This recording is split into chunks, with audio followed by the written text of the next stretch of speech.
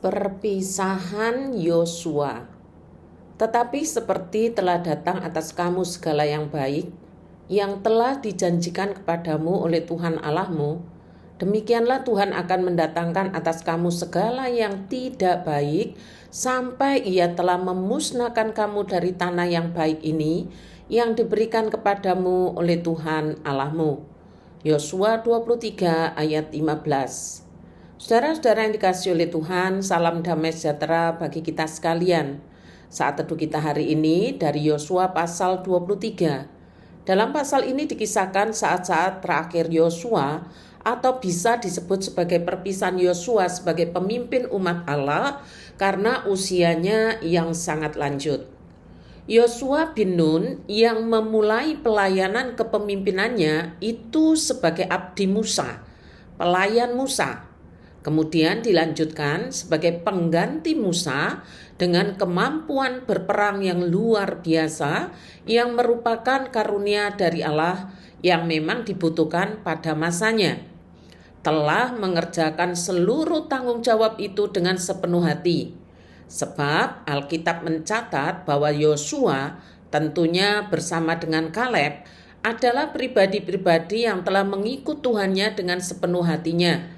Artinya setia sepenuh hatinya.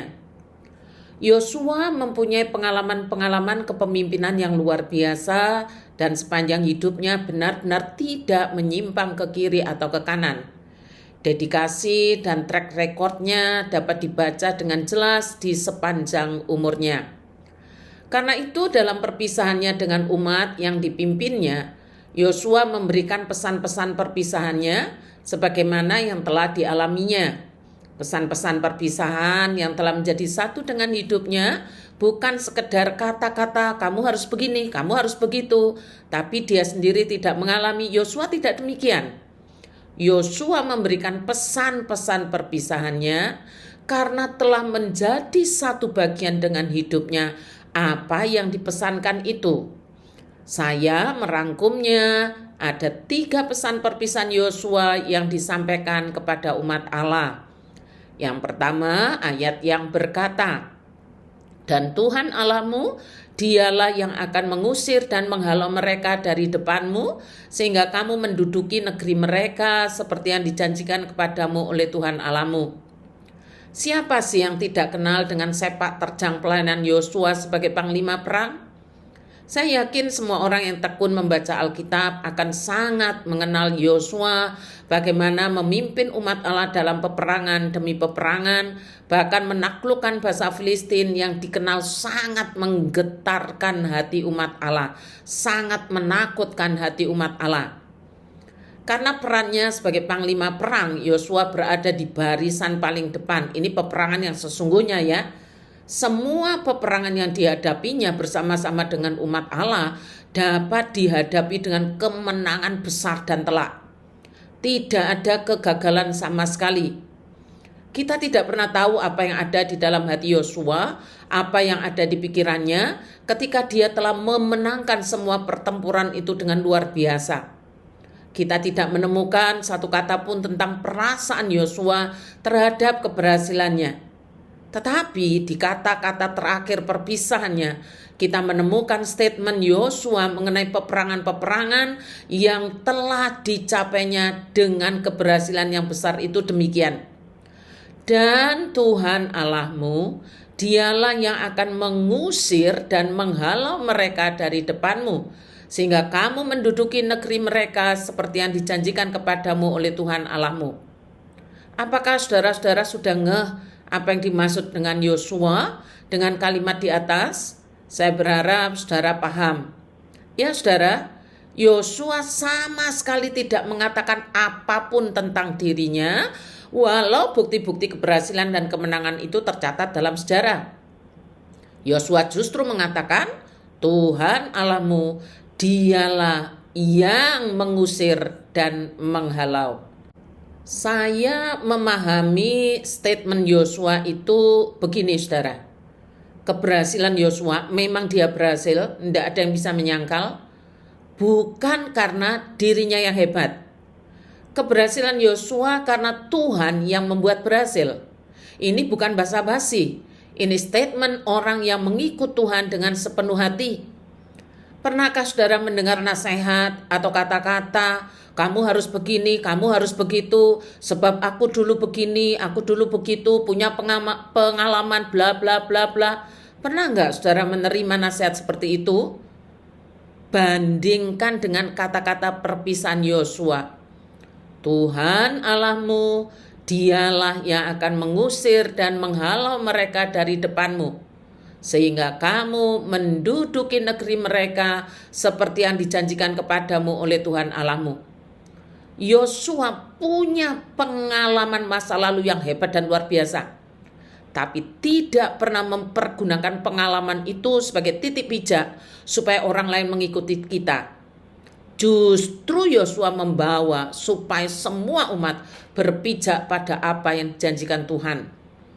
Orang yang mengikut Tuhan dengan sepenuh hatinya, setia kepada Tuhan seumur hidupnya, keberhasilannya bukan dari dirinya, tetapi dari Tuhan. Dan ia tidak menonjolkan kemenangan, sama sekali tidak ditonjolkan, atau sebaliknya ia tidak kecewa jika ada kegagalan. Jadi, ikutlah Tuhan dengan sepenuh hati, setialah hanya kepadanya. Lalu yang kedua, kalimat firman yang berkata, kuatkanlah benar-benar hatimu dalam memelihara dan melakukan segala yang tertulis dalam kitab hukum Musa, supaya kamu jangan menyimpang ke kanan atau ke kiri, dan supaya kamu jangan bergaul dengan bangsa-bangsa yang masih tinggal di antaramu itu, serta mengakui nama Allah mereka dan bersumpah demi nama itu dan beribadah atau sujud menyembah kepada mereka. Apakah saudara ingat ketika di awal-awal Yosua menerima pelayanan ini dari Allah melalui Musa? Ya saudara, Yosua menerima kalimat yang meneguhkan hatinya, yaitu kuatkan dan teguhkanlah hatimu. Bahkan kalimat ini diulang-ulang berkali-kali. Sekarang di akhir pelayanannya, dalam perpisahannya di hadapan para tua-tua, pemimpin, hakim-hakim Israel, apa yang sudah dialaminya soal kuat dan teguh hati itu diwariskan pula kepada bangsanya. Kuatkanlah benar-benar hatimu dalam memelihara dan melakukan segala yang tertulis dalam kitab Musa. Artinya apa? Soal kuat dan teguh hati itu soal apa? Ternyata soal ketaatan yang dari hati. Tetapi jangan lupa menaati semua perintahnya yang tertulis di dalam kitab hukum-hukum Musa. Jangan menyimpang dari hukum-hukum itu sedikit pun. Ada orang yang taat karena takut celaka atau dihukum. Ada orang yang taat karena malu dengan orang lain.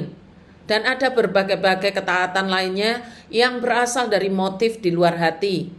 Sehingga ketika yang di luar hati itu berubah, maka semua ketaatan itu juga berubah.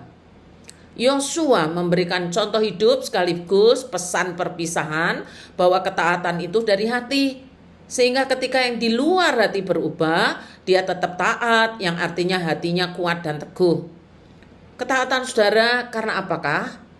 Semoga karena hati saudara kuat dan teguh, bukan karena terpesona apa yang tampak di luar hati kita. Lalu yang ketiga, tetapi kamu harus berpaut kepada Tuhan Allahmu seperti yang kamu lakukan sampai sekarang. Saya suka sekali mendengar dan mempelajari statement iman yang berkata, kamu harus berpaut pada Tuhan Allahmu seperti yang kamu lakukan sampai sekarang. Ya saudara, kata berpaut. Sebenarnya kata berpaut itu sama artinya dengan setia. Tetapi bukan hanya sekedar setia artinya selalu bersama-sama, melainkan ada terjemahan lain yang dituliskan berpaut itu melekat. Begini terjemahannya. Sebaliknya kamu harus melekat pada Yahweh Allahmu, sebagaimana kamu telah berbuat hingga hari ini. Berpaut atau setia itu melekat pada Allah. Gambarannya seperti dua kertas yang dilem satu sama lain.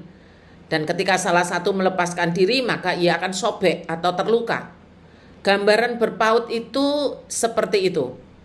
Orang yang berpaut pada Tuhan Allahnya akan terluka hatinya, terluka hidupnya jika ia mencoba untuk melepaskan diri dari Tuhan Allahnya.